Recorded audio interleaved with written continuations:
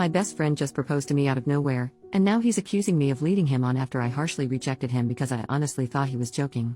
So Jordan, 24M, and I, 25F, met in university 2 years ago.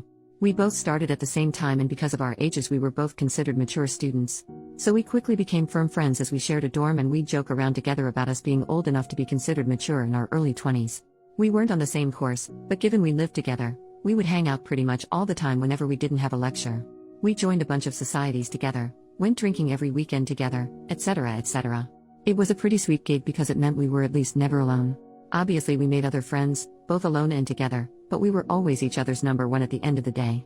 At the moment we're on holiday, and while we haven't hung out constantly, we decided to make plans to visit each other's hometowns, because we're from very starkly different places. Today, we went to mine. Mine is a big city central. This morning we went there and were wandering down the streets, doing some sightseeing because he's never been. There's typically a lot of street sellers here, trying to sell you everything from hot dogs to fluffy Pokemon hats. I decided I wanted to get a caricature done. I've never had one, and I thought it would be funny to get and hang over my bed when we got back for term.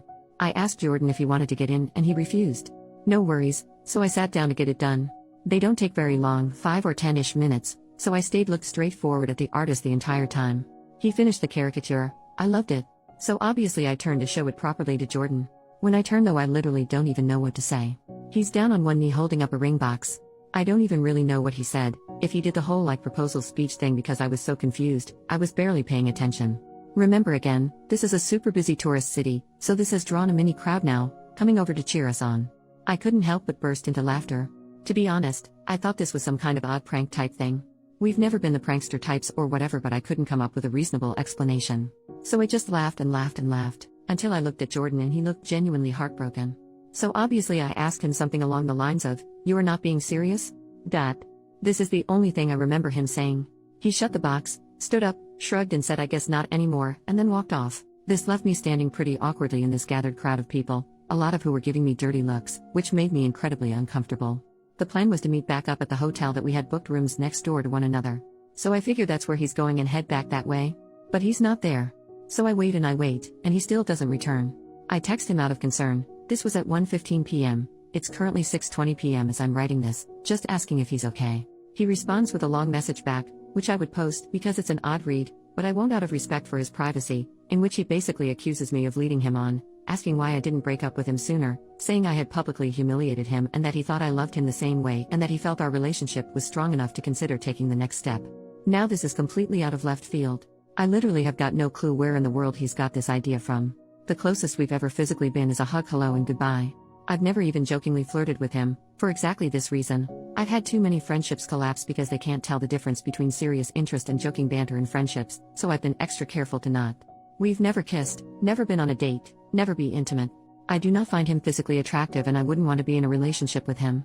I don't understand where on earth he's got this idea that we are. This isn't something he's ever brought up before this, and I'm genuinely bewildered. He hasn't returned to the hotel yet. I periodically knock to check, and I've been listening out for him walking up the hallway or anything. Nothing. I haven't responded to his long paragraph because honestly, I don't know how to. I'm just so stunned and taken aback that I genuinely have no idea where to go from here or what to do. I haven't told anyone I know in person yet, mostly because I don't want to bring this up to people who know Jordan. So here I am turning to strangers on Reddit instead. What in the world do I do? Update, the next day. Hey, I'm not dead. I'm back at my parents' house at the moment and I'll be staying here until school picks back up and a bit instead of traveling around. It's nice to be home anyways. Jordan did in fact not come back to the hotel. I stayed up until 1 a.m. before falling asleep and he didn't return. When I woke up the next day, the hotel staff let me know he had checked himself out at about 6 a.m. I did end up responding to his big long text. I took everyone's advice and told him that I was sorry it didn't go as he had expected, but that I wasn't sure where he got the impression we were together. I said I'd be happy to sit and have a discussion about it all so we could make sure we're on the same page. He was not happy about this at all. And he again went off with a bunch of the same type of thing he'd said in his first message. It didn't really seem to be going through his head at all. Even in these new texts he kept referring to this all as me breaking up with him, despite me explicitly telling him we are not and never have dated. Again, all his messages were very clear and coherent, even if what he was saying was not based in reality at all.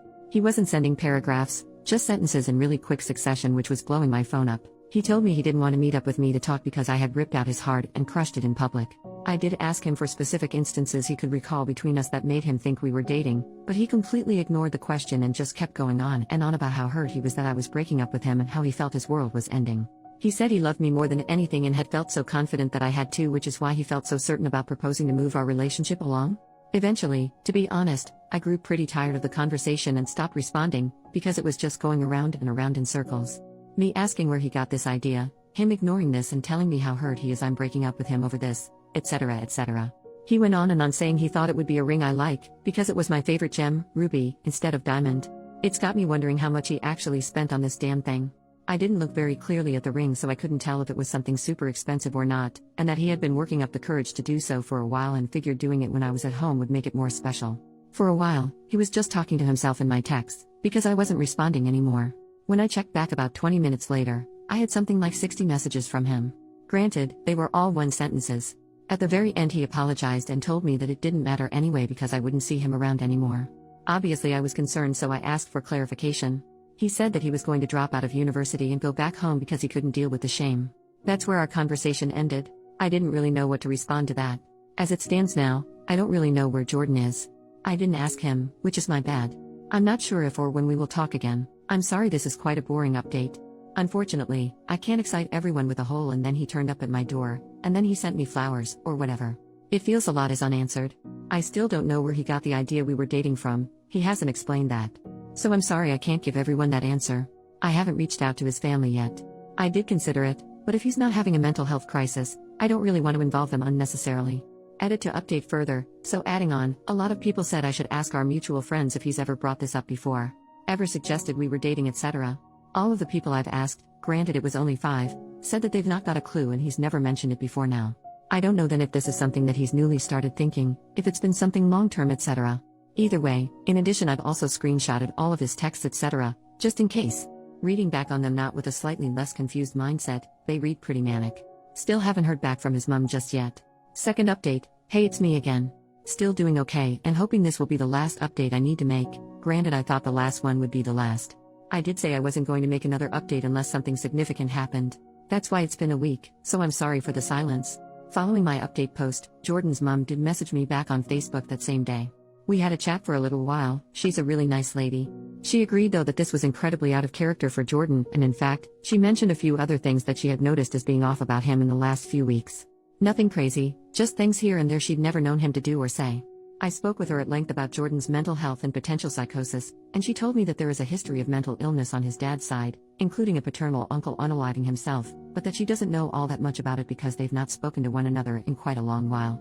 Our conversation lasted about an hour. I showed her Jordan's texts and she agreed that they sounded quite manic, regardless of how coherent they were. A lot of people also asked if he had told our mutual friends and acquaintances that we were dating. I did message our mutual friends, our dorm mates, etc., and they all basically said they've got no idea what I'm talking about. So it seems he's just been sort of having these thoughts by himself without expressing them. I don't know how to get in contact with his close friends that we don't share, so I can't really ask them. Anyway, for a few days, that was it. Until yesterday evening anyway, which is where the big and positive depending on how you see it update comes. I got word from Jordan's mum that he had been detained under Section 136 by the police. For anyone not from the UK or who, like me, doesn't know what that is, from what I can tell it basically means he was suffering from an obvious mental health disorder in public, with their behavior concerning enough that they're a danger to themselves or to others, and police think they need immediate and urgent care before he goes and murders a healthcare CEO. Kidding, bad joke by Reddit Rave. What I know from here is pretty minimal.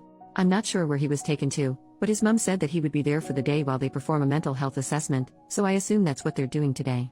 She said that essentially he had been out in the streets yelling about things, she didn't specify what, and intimidating other people on the street. He was throwing things around and generally just causing a lot of issue. Police got called because people thought that he was drunk. They established he wasn't, not sure if that's just from how he was acting, breathalyzer, etc. I honestly don't really know how it works, and that's all I know.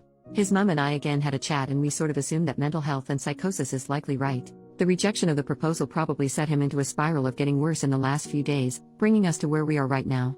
I do feel pretty awful about that. I'm doing my best not to blame myself, but it's hard not to feel like I caused it. Either way, he is currently with police and mental health professionals, etc., likely being assessed. I don't know how the system works, so I'm not sure what will happen beyond this point. If someone with more knowledge wants to chime in, please do. I'm hopeful though that this will mean Jordan will be able to get some help for whatever it is he is currently dealing with. My hope is therefore I won't need to update again, and this can end here. I have yet to speak to the university about the situation just yet. Not really sure how or if I should approach that, so I'm leaving it be for now. This has been a whole lot of emotions, and I really appreciate the help of everyone on my last 2 posts. Again, I won't update again now unless something major happens, but I highly doubt I will learn much more.